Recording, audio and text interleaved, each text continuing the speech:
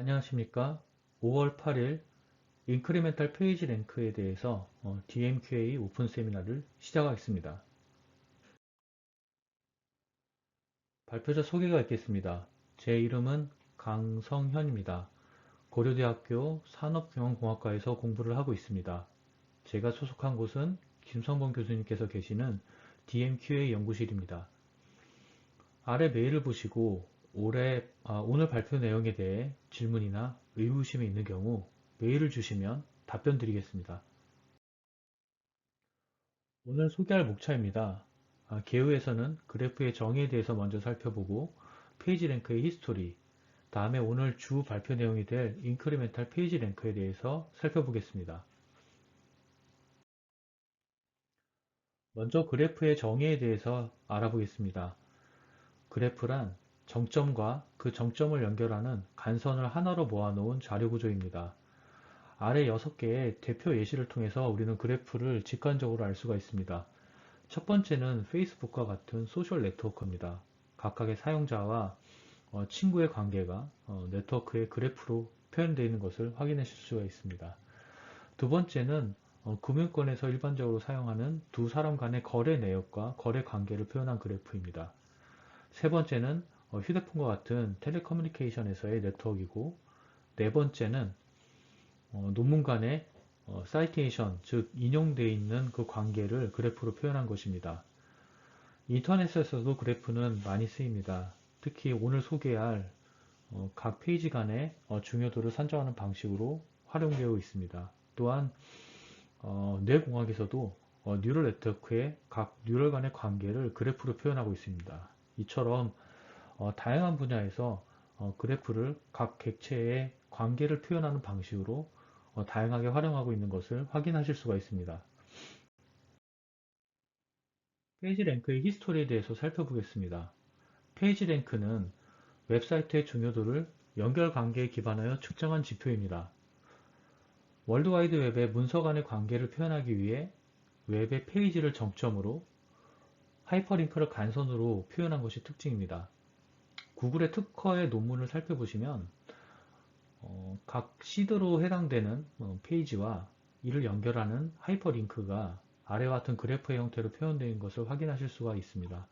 이러한 그래프 데이터를 통해서 각각의 노드의 중요도를 평가하는 것이 바로 페이지 링크의 기능입니다. 페이지 링크는 웹페이지라는 용어와 구글의 공동 설립자 레디 페이지의 이름을 따서 명명이 되었습니다.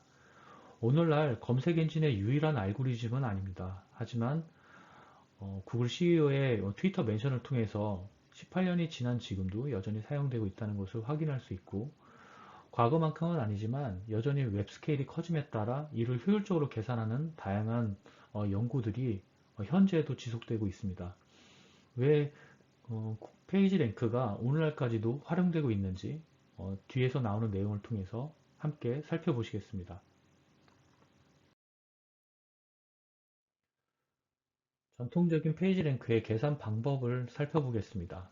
페이지 랭크의 특징은 모든 정점으로부터 각각의 노드에 도착할 확률을 재기적으로 계산하는 방식으로 이루어진다는 점입니다.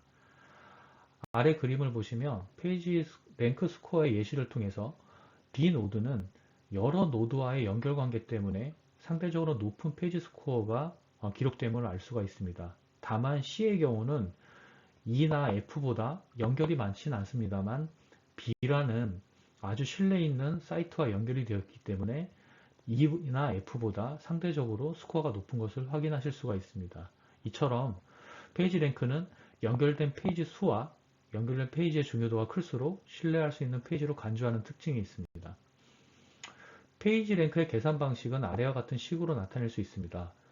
향후 슬라이드를 통해서 제가 자세히 설명을 드리겠습니다만, 여기서 중요한 부분은 바로 댐핑 팩터로 표현되지는 이 D와 각각의 T 시점에 페이지 랭크 스코어가 T 플러스 1 시점으로 전이될 때 이 모든 연결된 노드의 페이지 랭크의 합산으로 이루어진다는 것을 확인하실 수가 있습니다.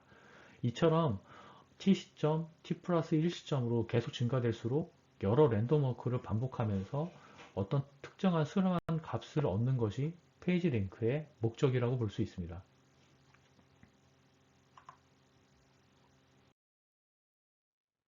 산출 과정을 살펴보시겠습니다. 산출 방법은 인접 행렬 A, 다음 확률 행렬 H, 다음 구글 행렬 G를 구하는 순으로 계산이 되어집니다. 먼저 이 예제를 설명하기 앞서서 이 예제는 산업수학혁신센터에 게재되어 있는 예제를 활용했습니다. 인터넷에 페이지 랭크를 설명하는 여러 설명들이 있습니다만 제가 봤을 때는 가장 직관적이고 이해하기 좋은 설명이었습니다. 먼저 이러한 내용을 공개해 주신 것에 대해서 감사하다는 표현을 먼저 드리고 시작하겠습니다. 여기에 5개 노드가 존재합니다. 5개 노드의 인접 행렬은 A와 같이 나타낼 수 있습니다. A 노드 같은 경우는 B와 D와 연결되어 있기 때문에 A 노드 열에 해당되는 B와 D의 요소가 1로 표현되어 있는 것을 확인하실 수가 있습니다. 이처럼 모든 5개 노드를 이와 같은 인접 행렬로 구하는 것이 페이지 랭크의 첫 번째 계산 순서입니다. 인접 행렬을 구한 다음에는 확률 행렬을 구해야 됩니다. 확률 행렬은 매우 쉽게 구할 수 있습니다. 열 벡터의 모든 요소를 더한 값에 모든 요소를 나누는 것만으로도 충분히 구할 수 있습니다. A 행렬 같은 경우는 두 개의 값이 있었기 때문에 이 두 개를 합산한 2를 모든 요소로 나누는 것으로 산출을 하였습니다. 다만 이런 과정에서 참고해야 될 부분은 이와 같은 고립되어 있는 노드인데요. 댕글링 노드라고도 표현을 하는데 이러한 경우에서는 탈출할 수 있는 구간이 없기 때문에 랜덤 워크가 지속될수록 모드 앤 밸류가 2로 집중되는 그런 현상이 있습니다. 이를 해결하기 위해서 H는 다음과 같은 변형을 할 수가 있습니다. 댕글린 노드를 처리하는 일반적인 방식입니다. 바로 이를 각 해당 요소의 개수로 나눠서 평균을 취해서 모든 요소에게 균일한 값을 적용하는 것만으로도 이에 탈출할 수 있는 패스를 만들 수가 있습니다. 이런 패스를 만드는 이유는 페런 프로비우스의 정의에 일류스블 조건을 만족시키기 위한 일종의 장치로 볼 수가 있습니다. 이러한 고립되어 있는 엔드포인트가 있는 경우 랜덤 워크를 반복했을 때 값을 수렴시킬 수 없기 때문에 이러한 방법을 통해서 수렴할 수 있는 그런 조건을 만든다고 보실 수 있습니다.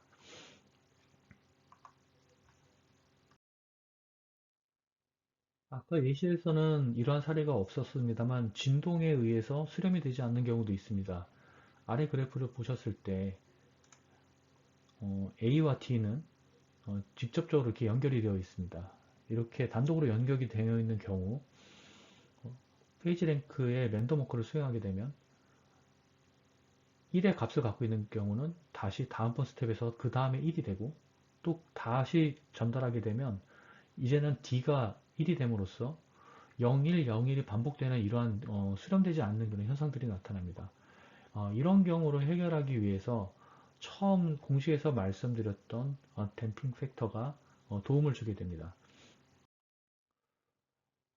이때 이러한 여러 가지 문제들을 해결하기 위해서 랜덤 웹 서퍼의 개념을 도입하게 됩니다. 랜덤 웹 서퍼의 개념은 이러한 링크가 없더라도 임의적으로 다른 사이트로 클릭을 할 수 있다는 그런 개념입니다. 이를 이제 구글 행렬에 방해를 하게 되면 아래와 같은 식을 구할 수가 있습니다. G 같은 경우는 아까 구했었던 이 S의 행렬에서 0.8을 곱하고 댐핑 팩터에 해당되는 나머지 부분에는 일정 부분 다른 패스로 갈 수 있는 이러한 균일한 엣지를 추가함으로써 구글 행렬을 만들 수가 있습니다. 이 구글 행렬은 차후 우리가 어떤 수련 과정을 통해서 페이지 랭크의 스코어를 구하는 중요한 행렬로 활용되어질 수가 있습니다. 여기에 보시는 이 행렬은 이전 단계에서 구해진 구글 행렬의 값입니다. 이전 구글 행렬의 값에 x0에 이니셜한 값을 곱해서 x1이라는 첫 번째 페이지 랭크 스코어의 값을 만듭니다. x0는 우리가 5개의 노드를 갖고 있었기 때문에 5로 나눠진 균일한 값에서부터 시작을 합니다. 여기에서 구글 행렬인 G를 곱해서 첫 번째 페이지 랭크 스코어를 만들고 이러한 과정을 반복하게 되면 KX 시점에는 KX 플러스 1 시점의 이 X값과 차이가 임계치 내로 수렴되는 굉장히 작은 차이를 나타내는 그러한 단계에 도달하게 됩니다.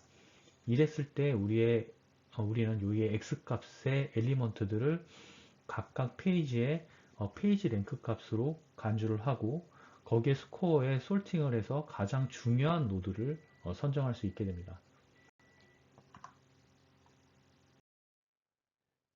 그럼 다음으로 인크레멘탈 페이지 랭크에 대해서 살펴보겠습니다. 인크레멘탈 페이지 랭크는 웹의 매우 큰 규모와 동적 변화에 대응하기 어려운 페이지 링크의 성능적인 부분을 개선하기 위해 탄생이 되었습니다. 현재 웹사이트는 약 19억 개 정도가 된다고 합니다. 이러한 19억 개의 사이트를 아까와 같은 인접 행렬을 구하게 된다면 19억 바이 19억의 어떤 행렬을 저희가 핸들링을 해야 됩니다. 그런 것은 사실상 저희가 컴퓨테이션을 할 수 없기 때문에 지금의 웹의 규모에서 페이지 랭크의 초기 버전을 사용하는 것은 불가능에 가깝습니다.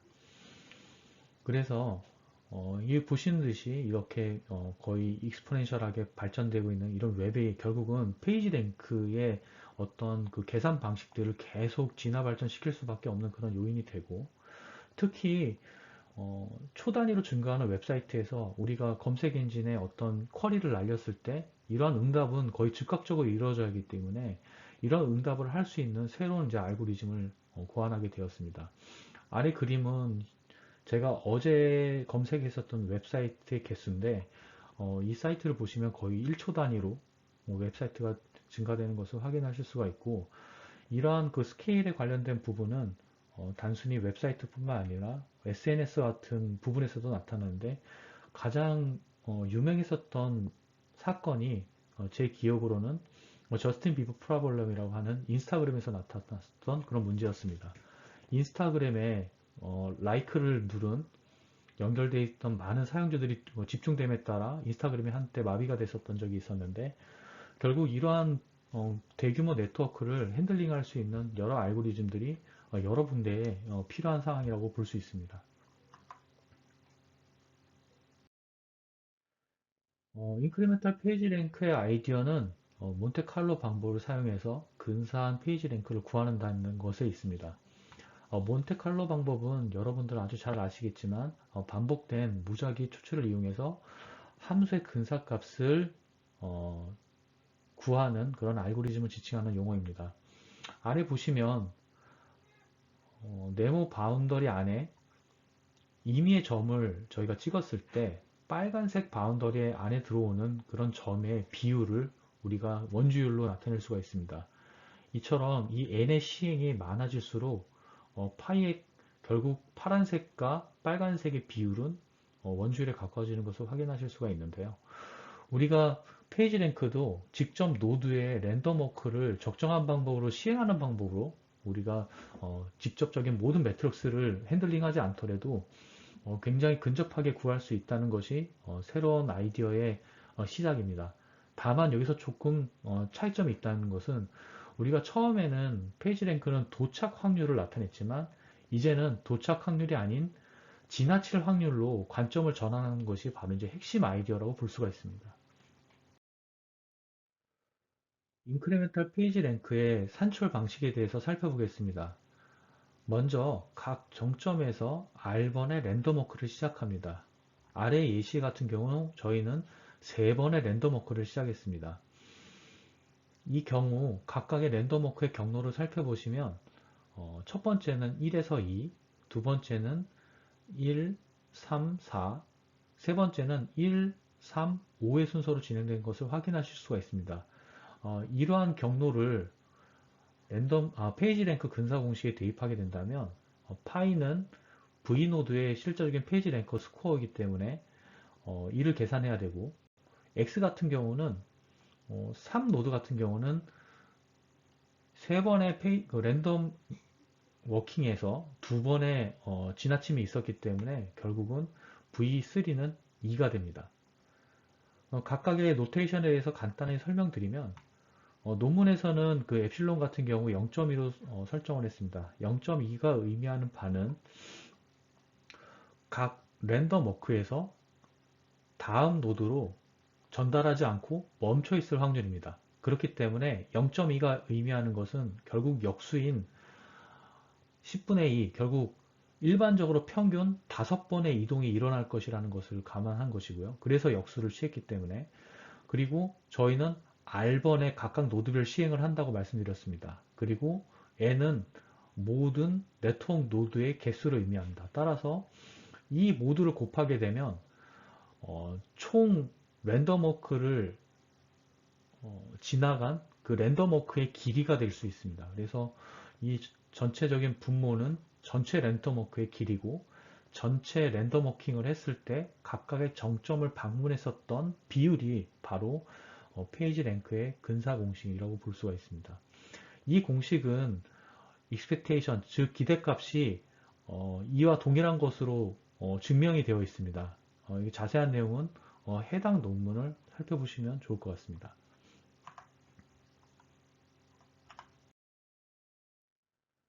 인크리멘탈 페이지 랭크를 계산하는 알고리즘을 요약한 논문의 내용입니다. 이것으로 직접적으로 제가 설명드릴 목적으로 가져온 것은 아니고 중요한 요소들만 한번 짚고 넘어가서 다음 장에서 실예를 통해서 설명을 드리겠습니다. 중요한 것은 엡실론입니다. 엡실론의 확률만큼 우리는 멈춰 있을 거기 때문에 정확히 말씀드리면 멈춰 있는 것이 아니고 원점으로 회귀하는 확률이라고 보시면 됩니다. 따라서 임의의 값을 발생을 시킬 때 1과 0 사이에 있는 값을 발생을 시키고 이 발생된 값이 엡실론보다 작은 경우에서는 리셋한다, 즉 원점으로 회귀한다고 보실 수가 있습니다. 그렇지 않은 경우에서는 연결된 엣지 중에서 가지 않았던 엣지로 간다고 보실 수가 있습니다. 1번 같은 경우는 제가 랜덤워크 순서에서 1, 2 다음에 1, 3으로 갔다고 말씀드렸는데요. 우리가 1, 2를 갔다는 기록이 있다면 2부터 2는 이제 한번 방문했기 때문에 가지 않고 가지 않았던 3과 4 중에서 골라서 가라는 것이 바로 이 부분입니다. 그리고 이미 모든 노드를 방문했다면 그 중에서 하나를 선택해서 가라는 것이 바로 이 부분이고 만약에 새로운 노드로 갔다 그러면 그때서는 패치한다. 즉 해당 노드에 연결된 노드의 정보를 가져오겠다는 의미입니다. 이런 식으로 설계를 할 이유는 아까 그 저스틴 비버의 프라블럼에 대해서 말씀을 드리긴 했습니다만 어떠한 특정 노드는 굉장히 많은 링크를 가지고 있기 때문에 방문했을 때 메모리에 저장하겠다는 의미로 보실 수가 있습니다. 따라서 이미 우리가 방문을 했다면 방문한 곳은 어떤 기억 장소에 이 3번 노드가 이미 어느 노드와 연결되어 있었다는 정보를 미리 저장을 시켜놓고 다만 방문하지 않은 노드는 랜덤워크에서 방문하지 않은 노드는 저희가 업데이트할 이유가 없겠죠. 우리가 이제 방문했을 때 그런 것들을 기억을 시켜서 이 패치라는 작업을 최소화시키는 것이 또 인크리멘탈 페이지 랭크의 목적 중에 하나입니다. 실예를 통해서 한번 살펴보겠습니다. 아까와 같은 동일한 예를 가져왔습니다. 랜덤워크에서 우리가 첫 번째 시행을 했을 때 근데 여기서 조금 혼돈하실 수 있는 부분을 제거한다면 사실상 이것은 모두 한 번에 수행된 것입니다. 제가 구분을 하기 위해서 번호를 붙이긴 했지만 사실상 이것은 우리가 R1 그러니까 첫 번째 시행 때 발생됐을 때 원점으로 회귀했을 때를 번호로 나눴을 뿐이지 사실상 연결된 것이라고 보실 수 있습니다. 어, 저희가 첫 번째 갔을 때는 1번, 2번, 그 다음에 리셋을 만났습니다. 그래서 다시 원점으로 가게 됐는데 아마 베타 값이 이때는 0.2보다 크다가 여기에서 0.2보다 작아지는 바람에 원점으로 회귀가 됐을 것입니다. 그 다음에 다시 저희가 랜덤 워크를 수행을 하고요. 그렇게 해서 우리가 목적했었던 L값만큼 우리가 랜덤 워크를 수행하게 되면 전체 랜덤 워크의 횟수는 총 8회가 되고 이 8회 중에서 각각의 그 노드별로 방문한 횟수를 연산하시는 것만으로도 페이지 랭크를 너무 간단하게 구하실 수가 있습니다. 사실 설명을 드리면 굉장히 간단한 논리인데 논문에서는 너무 복잡한 노테이션 때문에 제가 이해하는 게 굉장히 어려웠습니다. 다만 이렇게 간단한 방식으로 구하실 수 있다는 것을 참고하셔서 논문을 보신다면 아마 대부분의 내용들을 쉽게 이해하실 수 있으리라 생각합니다. 페이지 랭크는 업데이트에도 유리한 장점이 있습니다. 이미 기록되어 있던 패스를 재활용하게 된다면 페이지 랭크를 쉽게 갱신할 수가 있습니다. 우리는 이미 아까를 통해서 지나갔었던 이러한 그 경로가 있기 때문에 만약에 새로운 노드가 추가된다 그러면 이 새로운 노드가 추가된 5번이 포함되어 있는 이러한 페이지 랭크의 그 시행을 지워버리고 다시 처음부터 시작하면 됩니다. 시작했을 때 우리가 처음부터 시작할 것이 아니고 그 시작됐었던 가장 첫 번째 그 경로에서부터 다시 시작할 수 있도록 기회를 줍니다. 그렇게 한다 그러면 우리가 이전에 했었던 시행을 그대로 유지시키고 업데이트 부분만 반영할 수 있기 때문에 아래와 같은 페이지 랭크 스코어를 쉽게 계산할 수 있는 것을 확인할 수 있습니다. 이것은 2010년도에 논문에서 나왔던 부분은 아닙니다만 그 향후에 기존 방법을 가지고 업데이트하는 부분으로 소개가 됐던 부분이고 여러 가지 논문을 통해서 어디까지를 업데이트해야 될지 그 다음에 어떤 방식으로 랜덤 워크를 진행해 질지에 따라서 굉장히 많은 변형되는 방법들이 현재까지도 나오고 있습니다. 그렇기 때문에 인크리멘탈 페이지 랭크에 대한 연구는 웹 스케일이 진화되고 있는 요즘에 따라서 계속 효율화 관점에서 연구가 지속되고 있는 것을 확인할 수가 있었습니다. 실험 결과입니다. 트위터 네트워크를 활용해서 성능을 검증을 했고 100명의 임의 사용자를 활용을 했습니다. 그 다음에 각각의 사용자는 리즈너블한 20명에서 30명 정도의 프렌드, 친구를 가지고 있는 그러한 사용자들이었고요. R이라는 것은 아까 각각 노드별로 여러 번 할 수 있다고 말씀드렸습니다. 그래서 만약 노드 1번에서 10번의 출발을 반복할 수가 있고 20번의 출발을 반복할 수가 있는데 이렇게 반복 횟수를 늘리더라도 보시면 패치에 되는 숫자가 별로 크게 증가되지 않는 것을 확인하실 수가 있습니다. 여기서 굵은 선은 이론적으로 패치 작업이 일어날 수 있는 것을 논문에서 증명한 바가 있고요.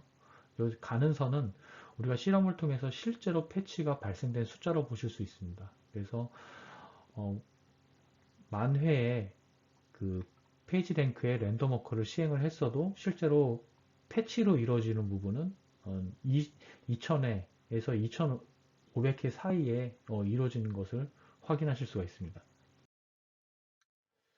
그리고 적은 랜덤 워크 시도에서 준수한 성능을 기록한 것을 확인하실 수가 있습니다. 여기서는 잠깐의 좀 아이디어를 활용을 했는데요. 5만 번의 임의 보행의 결과를 참이라고 가정을 했습니다. 왜냐하면 아까 실험을 할 수 있는 작은 사이즈의 네트워크를 가져오긴 했지만 그마저도 우리가 진짜 페이지 랭크 스코어를 알 수는 없기 때문에 많이 무한대로 시행하게 된다면 랜덤 워크를 그러면 이제 그 값을 참이라고 볼 수 있을 건데 여기서는 그 무한대에 해당되는 횟수를 5만 번으로 가정을 했습니다. 다만 실험에 비교가 되는 것은 5,000번의 임의 보행만을 비교를 해서 5만 번과 5,000번이 랭킹하고 있는 상위의 페이지가 동일한지 여부를 아래와 같은 그래프로 표현을 했습니다. 여기서 재현율이 0.7이라는 것은 그 다음에 정밀도가 0.9라는 것은 아래와 같은 형태라고 보실 수가 있습니다. 이렇게 됐을 때 상위 77개의 결과, 그러니까 5,000번의 임의 보행을 했을 때 상위 77개의 결과가 5만 번을 시행했었던 상위 100개 중에서 70개 정도가 검색되었음을 의미할 수가 있습니다. 그렇기 때문에 우리가 굉장히 빠르게 어떤 결과를 도출해야 되는 그런 웹사이트 같은 경우에서도 많은 임의 보행을 하지 않더라도 적은 임의 보행만으로도 충분한 결과를 도출할 수 있음을 논문은 증명을 하였습니다. 오늘 발표 내용을 요약해 드리겠습니다. 페이지 랭크는 웹사이트의 참조 링크를 활용해서 중요도를 계산하는 알고리즘입니다. 웹사이트를 정점, 참조 링크를 간선으로 정의한 그래프를 활용했고 모든 정점에서 임의보행을 무한대 가깝게 실행한 후에 각 정점에 도착할 확률을 중요도로 간주하는 알고리즘입니다. 다만 이런 식으로 계산할 때는 그 웹의 환경이 점점 그 웹사이트의 개수가 커지기 때문에 우리가 새롭게 고안한 방식이 바로 인크리멘탈 페이지 랭크입니다. 인크리멘탈 페이지 랭크는 몬테칼로 방식을 통해서 직접적으로 랜덤워크를 수행하고 그 랜덤워크에서 방문 횟수를 중요도로 간주하는 형태를 지니게 됐습니다. 어, 페이지랭크는 웹의 규모 확장에 따라서 오늘날까지도 연구가 계속 진행 중인데요. 제가 사실 본 논문은 2019년도에 나타난 이 논문과 22년의 논문이었는데 이 두 개의 논문, 그 다음에 다른 다양한 논문들도 결국은 처음에 차용됐었던 이 패스트 인크리멘탈 퍼스널라이즈 페이지 랭크의 2010년도에 게재된 이 휴리스틱한 방법론을 근간으로 해서 계속 어, 파형 이론이라든지 여러 가지 다른 방법을 통해서 그 인접되어 있는 영향도 있는 노드를 찾아가는 방식을 확인했습니다. 따라서 제가 논문을 추적을 하다가 가장 중요하다고 생각했었던 이 논문을 먼저 소개를 드렸고 관심 있으신 분들은 오늘의 내용을 기초로 다음 최근의 논문들도 보시면 이해에 많은 도움이 되시리라 생각됩니다. 제가 준비한 내용은 여기까지입니다. 오늘 오픈 세미나 내용을 경청해 주셔서 대단히 감사합니다.